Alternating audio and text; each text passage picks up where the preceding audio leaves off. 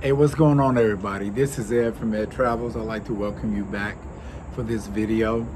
And in this video, I'm talking about what it's been like since I've returned to the U.S. after living 5 years in Cambodia, even though I've been back and forth. So let's get started. First of all, I think one of the biggest things that I had to get used to was the influence of the media. The media plays such a huge role here in the U.S. I mean, for me personally, watching the evening news is depressing. It's all of the bad things that are going on. You know, the old adage they use in the news game is if it bleeds, it leads.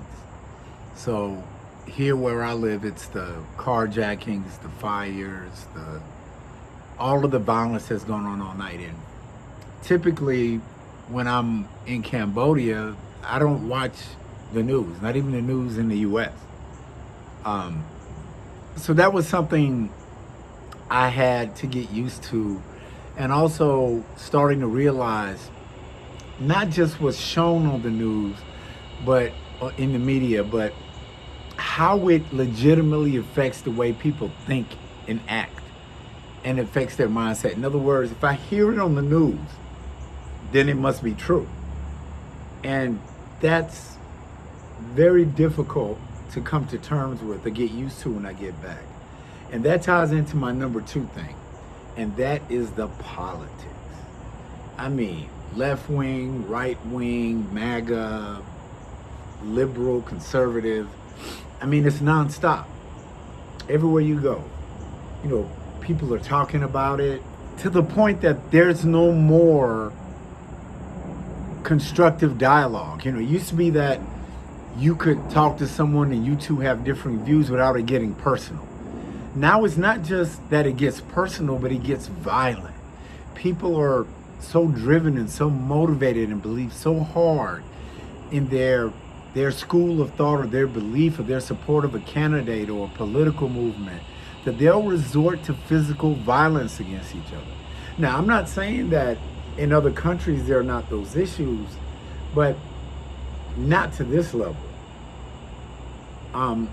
It's just disheartening, and it wears on you if you allow yourself to get caught up in it. So the politics are something else, and to be quite honest, it seems to me that the politicians are only concerned about what they have to get out of it. It's not about looking out for your constituents, the people that you serve, the people that elected you. It's about lobbyists and donors and getting back in power, getting elected. Like the saying says, absolute power corrupts absolutely. And that is what politics is like in the USA.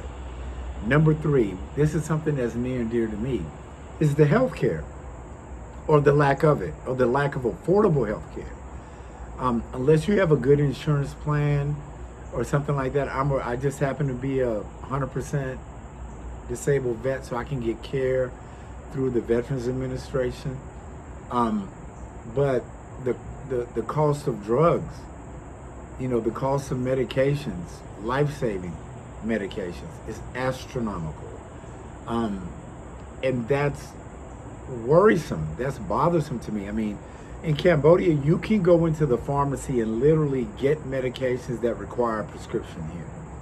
Or where I live, Thailand is right next door. A 50-minute flight, I can be in Bangkok with some of the best medical care in the world at a fraction of the price that same medical care will cost me here in the US. And that is problematic to me.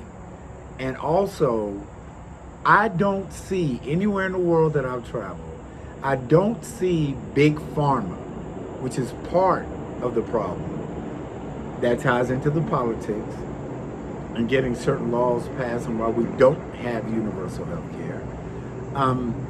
Big pharma has all of these commercials for all the new medications that they're putting out. You don't see that in other countries, but you see that all the time here in the US. So healthcare, or the lack of affordable healthcare for the richest country in the world, just makes no sense to me. Number 4, Consumerism. He who dies with the most toys and stuff wins. People constantly buying stuff they don't need to impress people who don't like them with money they don't have. Everything is name brand. The car, the house, the money, where you live. That seems to be the most important thing. Whereas living in a country where people are concerned about the basic necessities of life: shelter, food, clothing, family. Just that simple. If I have those, and then we in America look down on them, and we use the term, okay, it's a third world country, they're poor, but are they really poor?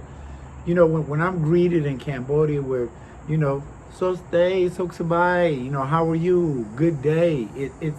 It's different. It's just different. No one cares about all the name brand stuff.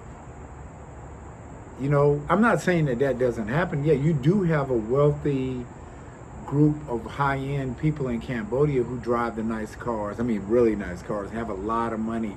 So, I mean, that happens everywhere around the world, but overall to the average Khmer person, that doesn't matter. It doesn't matter at all. So consumerism, materialistic, the striving to live like the Joneses is just unbelievable here. Where you judged about what you drive and where you live and what kind of car you have is something to get used to. Number 5, and I touched on this in my Why Did I Move to Cambodia video, the cost of living. Can you imagine coming back to a place where if I go through a drive-through, it's going to cost me $10 or more? That an average entree is going to be $25. Where I can get street food in Cambodia or Thailand or Vietnam for less than $2. That is hard to get used to. You know, and that comes into like dating, taking your family out for a meal. You're spending a couple $100. And not just that, but the portions. You know, this is really weird. The portions of food that we get at American restaurants are huge. I hear a lot about people that travel to other countries and talk about, well, they gave us small portions. Well, that's how it is there. The obesity rate here in America is unreal. When I landed at the airport, when I first got back, everybody was fat. Everybody was huge. Being in Southeast Asia, you just don't see that. Whether it's genetics or whether it's the food they eat or the lack of eating processed foods. You know, I noticed that my health got better when I moved to Cambodia.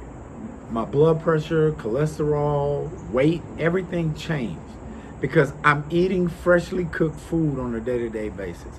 Without the additives, without being processed, it's fresher and it's better for me. I'm getting exercise, I'm walking, things of that nature, where it's just not like that here in America. You know, so the cost of living, rent, like where I live here, gentrification is a real big deal. That's been going on for years. And people simply can't afford to live in the nicer areas. You know, when in the 90s, you had people leaving the inner city. They wanted to go to the suburbs. But now that the traffic is bad, you know, predominantly, they want to live back in the city. They want to be able to walk to work or take public transportation. So what's happening is all the low-income housing in these city centers is gone. All the new housing that's being built is unaffordable for the regular person, just not affordable. So the people with the money, the politicians, the corporations are buying up all of this land and building houses that people can't afford to live in. You know, so, you know, having an apartment for $200 to $300 a month in Cambodia, or a house like I have for, you know, well under $1,000 a month is unheard of here. And that is something to get used to. And finally, peace of mind. You know, the mass shootings, the violence, the road rage, things of that nature that are a normal part of life here are just, you know, I hate to use the word, but it's foreign it's disheartening. It's stressful to me. Just the peace of mind, you know, of living in a place that hasn't gotten to the point that you gotta have your head on swivel all the time because something might happen. That people are just angry, people are just stressed. So to me, that is one major difference about being back. And I'll end this video by saying this is by no means bashing the U.S. That's not what I'm doing. I fought for this country. My family still lives here. I think overall America is a wonderful place to live. But there are things here that you have to deal with that you don't have to deal with in other countries. Yes, you have a lot of conveniences that you're not going to have abroad. You know, but that's the give and take of life.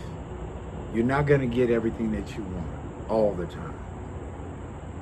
So you have to find the place that you fit in, what works for you, what you're willing to do without, in order for you to live a happier, peaceful life. Again, this is Ed from Ed Travels.